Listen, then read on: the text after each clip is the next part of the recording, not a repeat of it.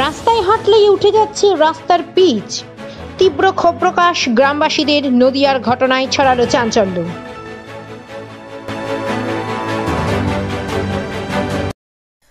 This video is for information and knowledge purpose only.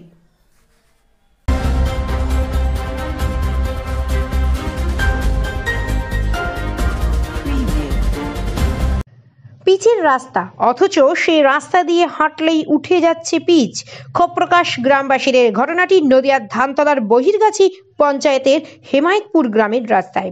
গ্রামবাসীদের অভিযোগ, রাস্তার কাজ করার সময় অনিয়মের অভিযোগ তুলে কাজ বন্ধ করে দিতে বাধ্য হয় গ্রামবাসীরা জানাচ্ছেন, পিচের রাস্তায় কোনো রকমের পিচ দেওয়া হচ্ছে না, আবার কোনো কোনো জায়গায় রাস্তার উপরে পাথরই পড়েনি।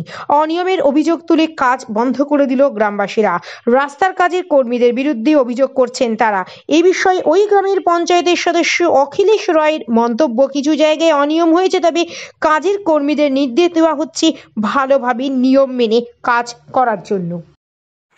কাজ খুব ভালো হয়নি। আমরা চাই যে গ্রামের রাস্তা ঠিকঠাক করে কাজ হোক, ভালোভাবে কাজ হোক। আমাদের এটুকুই দাবি, এর থেকে ভালো কোনো কিছু দাবি না। আমাদের দাবি রাস্তার কাজ ঠিকঠাক করে। রাস্তার কাজ ঠিকঠাক হয়নি, পিচ ঠিকঠাক করেনি আমরা কাজ, এর জন্য আমরা রাস্তার কাজ বন্ধ রেখেছি। আমাদের কাজ ঠিকঠাক করে দিলে পুরোপুরি আমরা কাজ চালু করতে দেবো। এটা কতটুকু রাস্তা আপনাদের এই সমস্যাটা?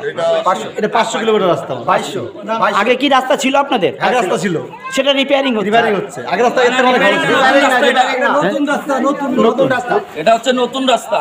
আচ্ছা, রিপেয়ারিং না, এটা নতুন রাস্তা। যে আগের যে কাজটা ছিল সেই পাথরই তুলে ওই পাথরের উপরে পিচ মেরে দিয়েছে, অন্য কোনো পাথর দেয়নি নতুন। ওই জায়গায় জায়গায় দুই একটা দিয়েছে, তাছাড়া দেয়নি। রাস্তা পিচও করছে না ঠিক মতো করে।